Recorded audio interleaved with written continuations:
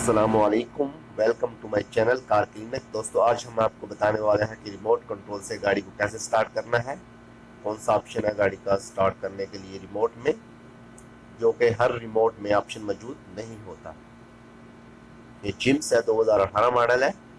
तो चलते हैं, आपको बताते हैं कौन सा निशान है इसको जो स्टार्ट करने का। सबसे पहले आपको क्या करना पड़ेगा स्टार्ट करने के लिए।